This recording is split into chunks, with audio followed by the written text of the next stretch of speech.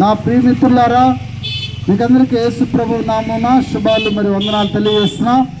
మరి అనేక సంవత్సరాల తర్వాత మీకోసం ఇక్కడ మరి ప్రార్థన చేసినప్పుడు ఈరోజు మంచి సమయంలో మరి జీవము గల దేవుని సంఘము సంతపేట, మరి అక్కడ ఉన్నటువంటి బుజ్జమ్మరేవు, మాగుంట నగరు, కామాక్షి నగర్ ఉన్నటువంటి ప్రాంతాల్లో ఉన్నటువంటి సహోదరులు, స్త్రీలు, మరి యవ్వన పురుషులు, మరి దేవుని బిడ్డలారా, వారందరూ కూడా యేసు ప్రభువు నమ్ముకున్నారు. కాబట్టి యేసు ప్రభువు నమ్ముకొని వారు ఎంతో సమాధానంగా ఈ లోకంలో మరి జీవిస్తూ ఉన్నారు.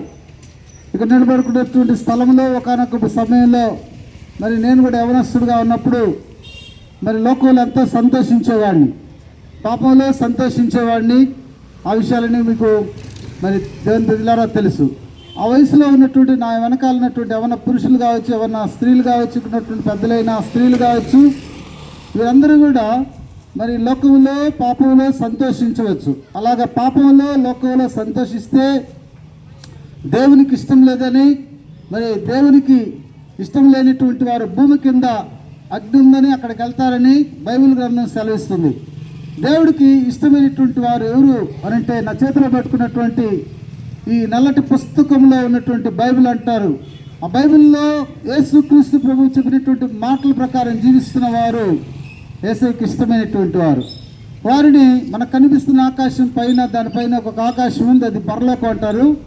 అక్కడికి ఆయన తీసుకువెళ్తాడు. ఒకసారి మానవుడిగా ఈ లోకంలోకి వచ్చాడు. ఆయన దేవుని ప్రజలారా వచ్చి మానవులందరి కొరకు సిలువలో రక్తాన్ని చిందించాడు. ఆయన మరి శుక్రవారం రోజు 9 గంటలకు సిలువ వేసి సాయంత్రం 3 గంటలకు చనిపోయాడు ఆయన. ఆ తర్వాత ఆయన సమాధిలో పెడితే ఆదివారం చీకటితో సమాధిలోంచి బయటకు వచ్చాడు. బయటకు వచ్చిన తర్వాత మహిమ శరీరంతో ఆయన దేవుని బిడ్డలారా ఉన్నాడు. మహిమ శరీరం అంటే ఇప్పుడు బైబిల్ గ్రంథం చెప్తా ఉంది, రక్తమాంసములు దేవుని రాజ్యమును స్వతంత్రించుకున్న నేరవు. అంటే మనకున్నటువంటి రక్తము, మనకున్నటువంటి మాంసము, మనలో ఉన్నటువంటి నీరు, చీము, ఈ శరీరము దేవుని రాజ్యానికి పోదు. ఎందుకంటే ఈ శరీరాన్ని దేవుడు మట్టితో తయారు చేశాడు.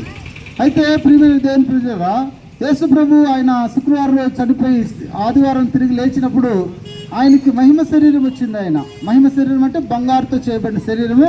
బంగారం ఏ విధంగా చెడిపోదో అలాగనే యేసు ప్రభువు నమ్ముకున్నటువంటి వారికి కూడా బంగారు శరీరాన్ని ఇస్తుంది. అది చెడిపోదు, దానికి ఆకలి ఉండదు, దానికి దాహం ఉండదు, ఆ శరీరానికి వ్యాధి రాదు, దేని ప్రజలారా చావు లేదు. కాబట్టి అటువంటి శరీరంతో మరి యేసు ప్రభు చనిపోయినటువంటి, యేసు ప్రభు నమ్ముకొని చనిపోయి తిరిగి లేచినటువంటి వారిని లేపి మనకు కనిపిస్తున్నటువంటి ఆకాశం పరలోక రాజ్యంలో అక్కడ మరి 100 సంవత్సరాలు కాదు, 200 కాదు, 1000 కాదు, 10,000 కాదు, 1,00,000 కాదు, 10 కోట్లు కాదు, 100 కోట్లు కాదు, కోట్ల సంవత్సరాలు మానవుడు అక్కడ ఉంటాడు. ప్రియమైనటువంటి దేవుని ప్రజలారా, కాబట్టి అక్కడికి వెళ్ళాలంటే ఇదిగో నేను పట్టుకున్నటువంటి చేతిలో ఉన్నటువంటి ఈ బైబిల్ మాటల ప్రకారం వారు జీవించాలి. అలాగా జీవించడానికి మనకు తెలియదు కాబట్టి మనకు దేవుని మందిరాలను ఏర్పాటు చేశాడు. ఆ మందిరానికి వెళ్ళినప్పుడు అక్కడ ఉన్నటువంటి దైవజనుడు మరికి ఈ మాటలు తెలియజేస్తారు దేవుని ప్రజలారా. కాబట్టి ఈ ప్రాంతంలో మరి దేవుని ప్రజలారా ఉన్నప్పుడు దేవుని మందిరము వెళ్ళే వారిని ఎగతాళి చేసేవాళ్ళము, మరి అసహ్యంగా మాట్లాడే వాళ్ళము, ఎందుకంటే తెలియదు కాబట్టి తెలుసుకున్న తర్వాత దేవునికి ఇష్టమైనటువంటి బిడ్డలుగా జీవించడము జరిగింది. పాపమును జయించుటకు అంటే లోకంలో సంతోషించడానికి లోక సంతోషము కన్నా దేవుల్లో ఉండే సంతోషం ఇస్తాడు. కాబట్టి లోకంలో సంతోషించకుండా ఉండే ఆ యొక్క మంచి మనసునిస్తాడనమాట దేవుని ప్రజలారా. బైబిల్ గ్రంథం చెప్తా ఉంది, ఆ పాపము మనసును తీసివేసి కొత్త మనసుని ఇస్తాడు. ఇంకా ఎప్పుడు కూడా లోకంలో సంతోషించాలి అన్నటువంటి ఆలోచన రాకుండా మంచి ఆలోచనలు ఇస్తాడు. యేసు ప్రభు పేరు ఒక పేరు ఉంది, ఆయన ఆశ్చర్యకరుడు, ఆలోచనకర్త.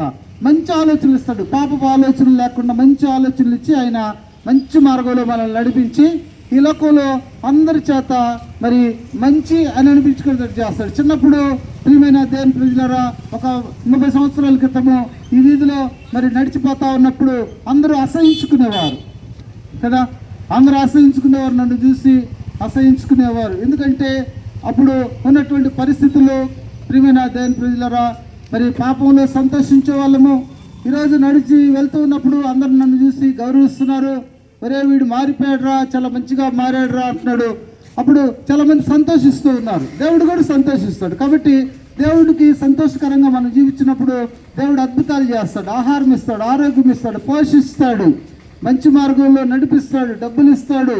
దేవుని ప్రియులారా, ఆయన ఈ లోకంలో మనకు కావలసినవన్నీ ఇచ్చి దేవుని రాజ్యానికి తీసుకొని వెళ్తాడు. కాబట్టి యేసు ప్రభు మరి ఎంత మంచోడో అని తెలుసుకున్నాను. కాబట్టి మీరు కూడా తెలుసుకోవాలని అనేక సంవత్సరాలు మరి ప్రార్థన చేసి సంఘస్థులకి తెలియజేసినప్పుడు వారందరూ కూడా మరి మా దైవజనుడు మరి అబ్రహాం బొడ్డు చిన్నయ్య అన్నటువంటి నేను అబ్రహాంగా పేరు మార్చుకున్నా. మరి ప్రజలకు చెప్పినప్పుడు, సంఘస్థులకు చెప్పినప్పుడు వారంతా సంతోషించారు.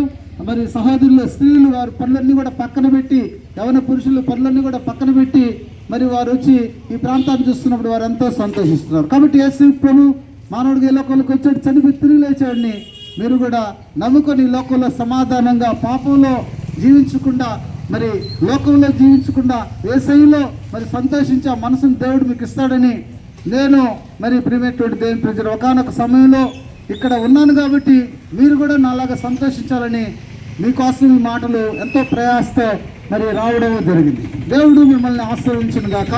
మనం ప్రార్థన చేసుకుందాం. జానయ్య గారు